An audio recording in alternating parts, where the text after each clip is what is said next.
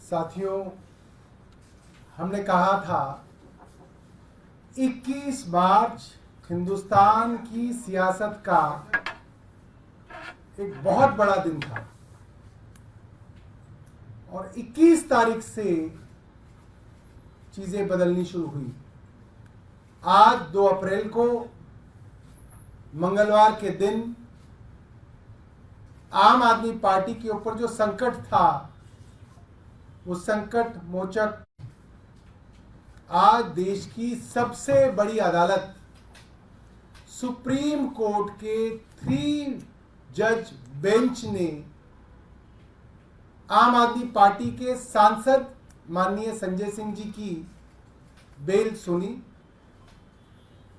और खुद जज साहब उसके अंदर कुछ प्रश्न केंद्र सरकार से पूछ रहे थे, जिसके जवाब केंद्र सरकार ईडी के पास नहीं थे। कोर्ट के प्रश्न थे, आप कह रहे हैं कि दिनेश अरोड़ा ने इस दौरान जेल में बंद होने के बाद, जेल में रहते हुए, सरकारी गवाह बनने के बाद उसके 10 बार बयान लिए गए। 10 बार। उन 10 बयानों में संजय सिंह जी के बारे में कोई बात नहीं कही गई। 10 बार के बयानों में। उसके बाद दिनेश अरोड़ा को दोबारा गिरफ्तार किया जाता है और उससे 11वां बयान लिया जाता है। 11वें बयान के अंदर वो एक बहुत ही गोलमोल सी बात कहता है कि मेरे एक आदमी ने संजय सिंह के एक आदमी को 1 करोड़ रुपए 2 बार दिए। सिर्फ ये बयान है।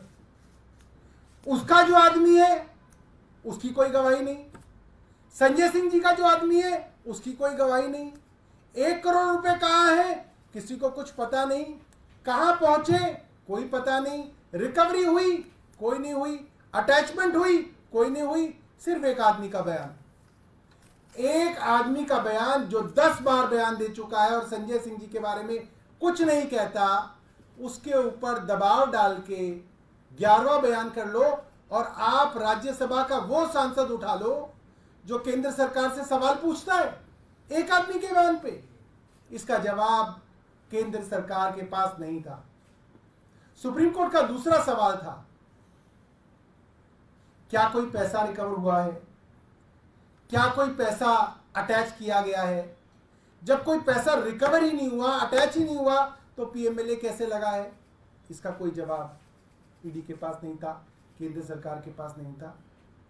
अंततः सुप्रीम कोर्ट ने यह कहा कि यह कैसे मान लिया जाए कि एक गवाह ने 11 बयान दिए, उसमें से 10 आप कूड़े के कचरे के डब्बे में डाल दोगे और एक बयान आप जो उन्होंने संजय सिंह के खिलाफ दिया उसको आप दे दोगे कोर्ट में। ये कैसे फैसला कर सकते हैं आप? बाकी 10 बयान आपने रिकॉर्ड पे क्यों नहीं डाले हैं?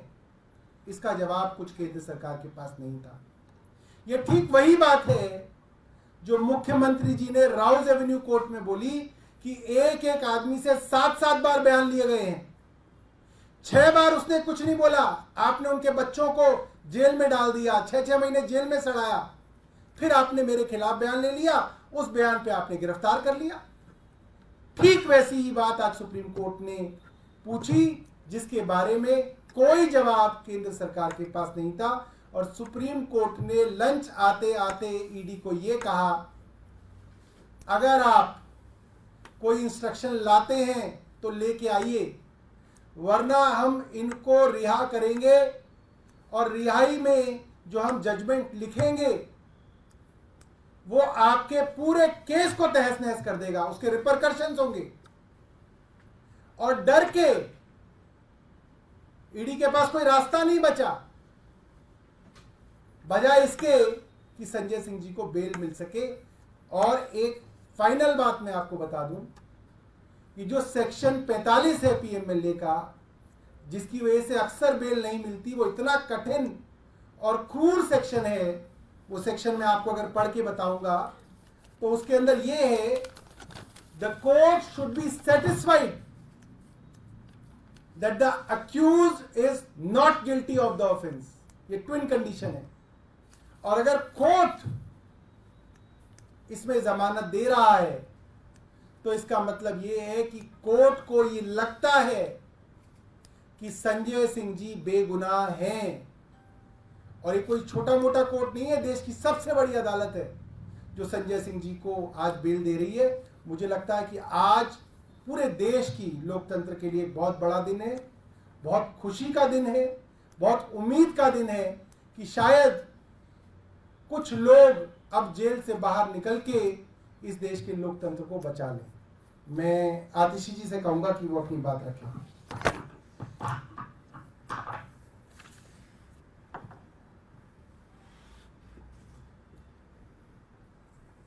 आज संजय सिंह जी की जमानत ने साबित कर दिया कि आखिरकार जीत सत्य की ही होती है।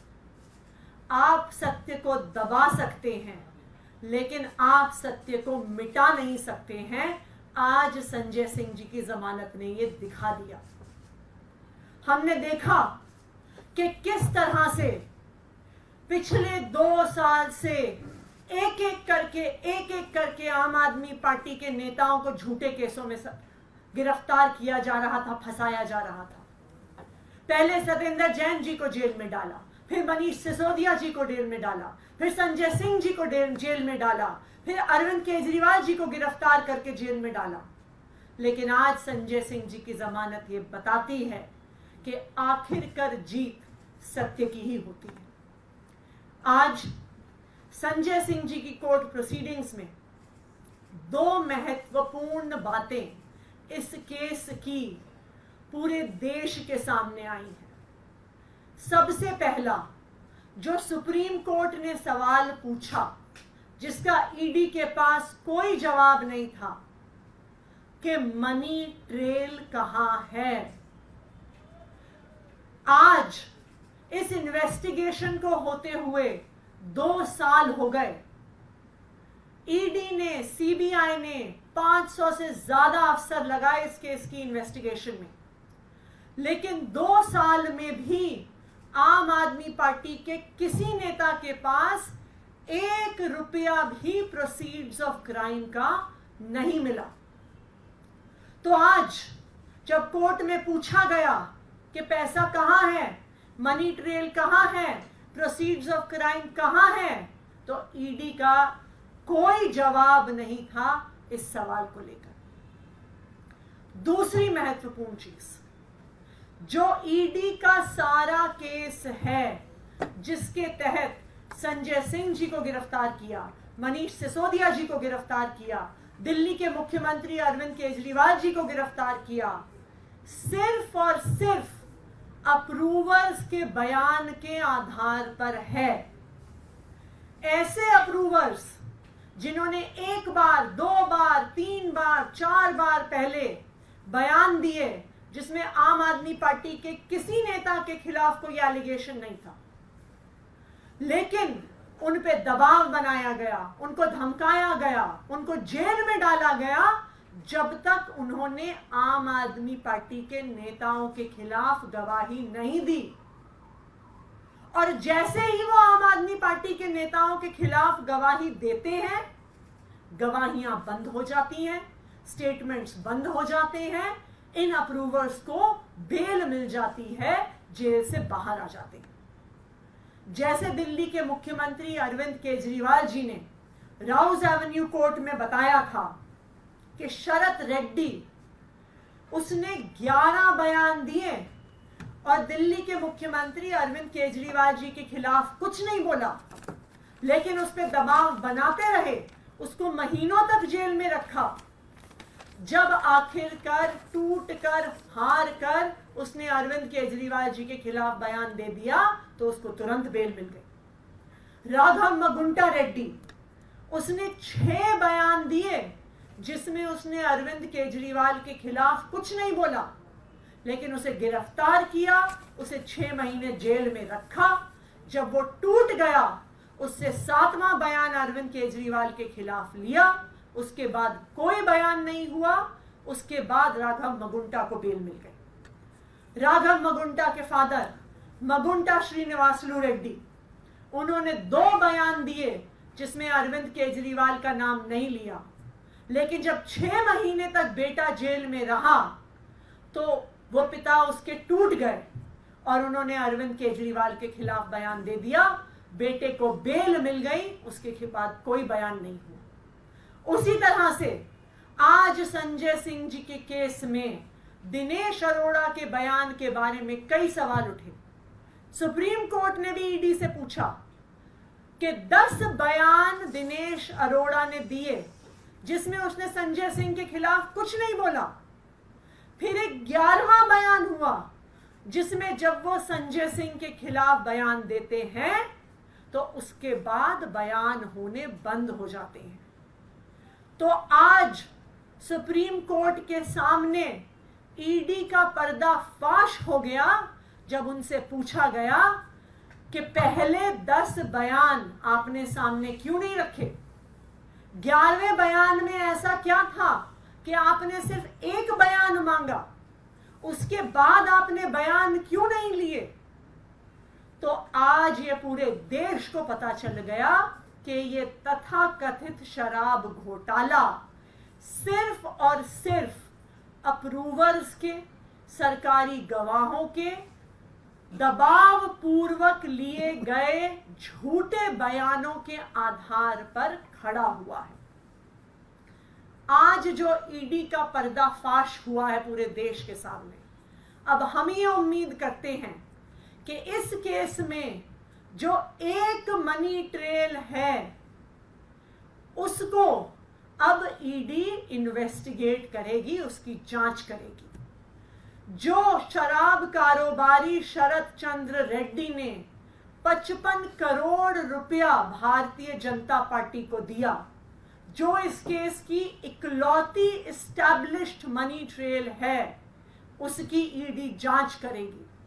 उस पे ईडी अपनी एफआईआर फाइल करेगी, भारतीय जनता पार्टी को आरोपी बनाएगी और भारतीय जनता पार्टी के राष्ट्रीय अध्यक्ष को गिरफ्तार करेगी और उनसे पूछताछ करेगी, क्योंकि मनी ट्रेल अगर इस पूरे केस में कोई है तो वो शराब कारोबारी शरद रेड्डी से भारतीय जनता पार्टी तक है। अब मैं माइक जैस्मिन जी को दूंगी कि वो अपनी बात रखें।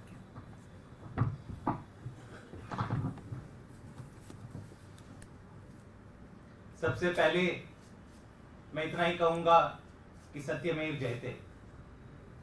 आज केवल आम आदमी पार्टी के लिए नहीं, देश के हर एक देशभक्त के लिए जिसको सच में विश्वास है, जिसको भारत के संविधान में विश्वास है, उसकी आज जीत हुई। आम आदमी पार्टी के जितने तमाम नेताओं को इस फर्जी शराब घोटाले में कैद किया हुआ है, गिरफ्तार किया हुआ है, उनमें से आज हमारे सांसद संजय सिंह जी को सुप्रीम कोर्ट ने बेल ग्रांट करी है। और मैं इतना ही कहूंगा कि पिछले 2 सालों से जो भाजपा ने एक झूठों का पहाड़ बनाया हुआ था, हर तरह का प्रोपेगेंडा चलाया था कि बहुत बड़ा शराब घोटाला हो गया है और फला फला व्यक्ति ने फला फला कहा इसलिए बड़ा घोटाला हो गया है, उसका पर्दाफाश आज हुआ। मैं दावे के साथ कहता हूं कि दिल्ली का कथित शराब घोटाला इतिहास के पन्नों में दर्ज होगा कि कैसे एक इतनी शक्तिशाली पार्टी ने केंद्र सरकार के तमाम इंस्टीट्यूशंस, ईडी, सीबीआई, अपने तमाम सरकारी तंत्र को इस्तेमाल करते हुए एक छोटी सी पार्टी को क्रश करने की कैसे कोशिश की है। 2 साल से इन्वेस्टिगेशन चल रही है। 2 साल से हम पूछ रहे हैं कि अगर आप कह रहे हैं इतना बड़ा घोटाला हुआ है तो मनी ट्रेल कहां है? कोई जवाब नहीं है भाजपा के पास। अब तक कहते आ रहे थे कि नहीं मनी ट्रेल मिलेगी, लेकिन हमारे पास पुख्ता गवाहों के बयान है। तो मतलब गवाहों के बयान के आधार पर यह पूरा केस खड़ा किया था।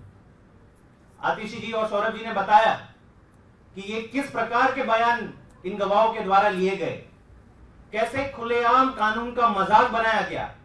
आपसे हम तब तक बयान लिया करेंगे, आपको तब तक जेल में डालोगे जब तक आप एक आम आदमी पार्टी के बड़े नेता का नाम नहीं लेते। तो किसी ने किसी का नाम लिया, किसी ने किसी का नाम लिया। कई विटनेसेस तो खुद कोर्ट में जाके बोल चुके हैं कि हमें डराया जा रहा है, हमको धमकाया जा रहा है, किसी के तो कान के पर्दे फट गए हैं, खून बहा है, हमारे परिवार को भी प्रेशर किया जा रहा है, ये सारी चीज विटनेसेस ने खुद कोर्ट के सामने रखी है। और यही सारी चीजों को ध्यान में रखकर आज का ऐतिहासिक निर्णय माननीय सुप्रीम कोर्ट ने लिया।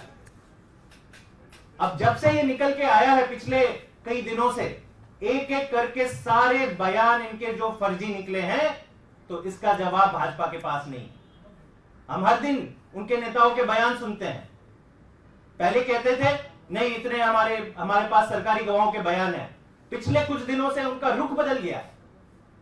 जब आप उनको पूछते हो कि शरद रेड्डी का क्या मतलब है, उसके 55 करोड़ का क्या एक्सप्लेनेशन है, तो चुप हो जाते हैं पूरी तरह से भाजपाई। जब हम पूछते हैं कि मकुंटा रेड्डी, जिनके बयान पे आपने अरविंद केजरीवाल जी को अंदर कर दिया, उसको एनडीए का टिकट कैसे दे दिया, वो मोदी जी का पोस्टर लगा के प्रचार कर रहे हैं लोकसभा चुनाव में, और उनके बयान के आधार पर आपने एक सिटिंग मुख्यमंत्री को अंदर बंद कर दिया, तो चुप हो जाते हैं भाजपा। जवाब केवल एक आता है, अरे भाई साहब ये सारे तर्क देने हैं तो कोर्ट में दीजिए ना, कोर्ट से आपको बेल क्यों नहीं मिल रही। मतलब जवाब कुछ नहीं है उनके पास, केवल ये कहते हैं कि नहीं कोर्ट से बेल नहीं मिली, मतलब आप लोग दोषी हो। आज जब ये सारी सुनवाई सुप्रीम कोर्ट में हुई और आज जो डिसीजन आया, मेरे ख्याल से आज भाजपा को, देश को जवाब देना चाहिए कि क्या मजाक बना दिया है आपने पूरे देश का, देश के कानूनी व्यवस्था का। पूरा का पूरा फर्जी केस आपने एक पार्टी के तमाम शीर्ष नेतृत्व को अंदर बंद कर दिया, उल्टा धमकी दे रहे हैं। आतिशी जी को धमकी आई है, सौरभ भारद्वाज जी को धमकी आई है, दुर्गेश पाठक, राघव चड्ढा कह रहे हैं कि अब दूसरी और तीसरी पंक्ति के नेताओं को भी जेल में डाल देंगे।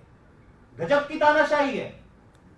मेरे ख्याल से आज देश की जनता, देश के हर एक देशभक्त को गर्व होना चाहिए कि भारत की कानून व्यवस्था और संविधान ने सच का साथ रखा है। और कुछ ही दिनों की बात है कि ये पूरा का पूरा जो मैं कह रहा हूं कि झूठों का पहाड़ बना है, वो पूरी तरह से बिखर जाएगा।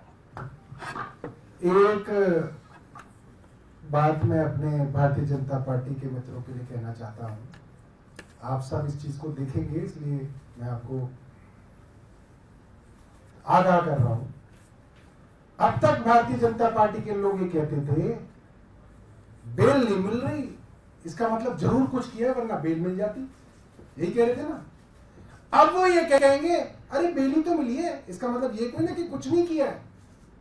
ये फर्क आपको आज से दिखेगा, क्योंकि चिट भी हमारी, पट भी हमारी, और सिक्का मोदी जी का, ये उनका मानना है। तो ये फर्क जो है आज आपको ट्विटर पे, व्हाट्सएप, फेसबुक पे दिखना लगेगा।